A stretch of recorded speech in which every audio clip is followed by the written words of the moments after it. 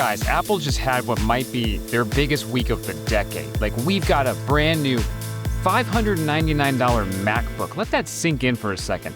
In 2026, there's a $599 MacBook, an iPhone that actually gives us more storage for the same price. I repeat, more storage for the same price.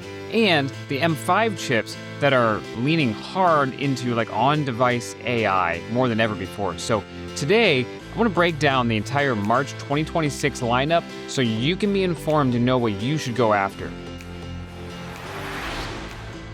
Now, whether you're a student looking for your first Mac or a pro wondering if the M5 Max is worth the $4,000 price tag, I've got you covered. So let's talk about it. I think the showstopper and the one that everyone's already excited about is the MacBook Neo. So this is Apple's new entry-level machine at $599 and just $499 for students through the EDU store. It's the cheapest laptop they've ever sold. Matter of fact, it's become one of the best cheap laptops across any laptop, period.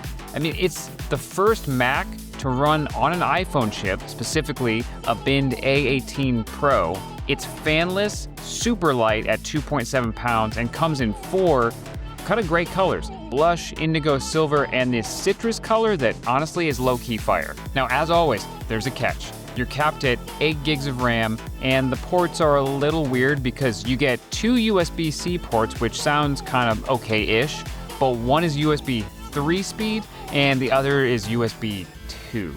Also, Touch ID, which is a great addition, is actually only available if you upgrade to the 512 gigabyte model, so you basically are sort of forced into doing that for most people. Now, for students and basic tasks, this is going to be the best-selling Mac in years. Maybe best-selling Mac of all time. I'm calling it right now. Best-selling Mac of all time. Now, on the complete opposite end of the spectrum, we have the new M5 Pro and M5 Max MacBook Pros. Apple is calling this fusion architecture. They're essentially combining 2 different dies into one SoC. We're looking at up to 18 CPU cores, including 6 super cores. I don't know how super a super core is, but okay. Apple claims a 30% jump in multi-threaded performance over the M4. That's huge. The GPU now has neural accelerators built in. Apple is claiming up to 4 times faster AI performance. If you're running local LLMs, this is a massive win. And finally, the M5 Pro starts at 1 terabyte and the M5 Max starts at 2 terabytes. The SSD speeds have doubled too, hitting a crazy 14.5 gigabytes per second. And these machines, let's call it like it is, they're beasts. But the price also crept up by about $100 across the board. In my opinion though, it's not the worst bump in the whole wide world. The 14-inch M5 Pro now starts at $2199. All right, we can't forget the mobile side of things.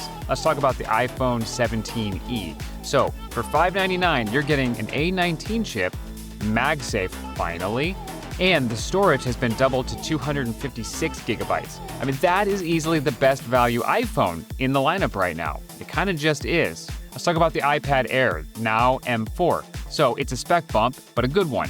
It moves to the M4 chip. It gets 12 gigabytes of RAM to handle Apple Intelligence when it finally fully rolls itself out, hopefully this summer, and now starts at 256 gigabytes of storage for $599.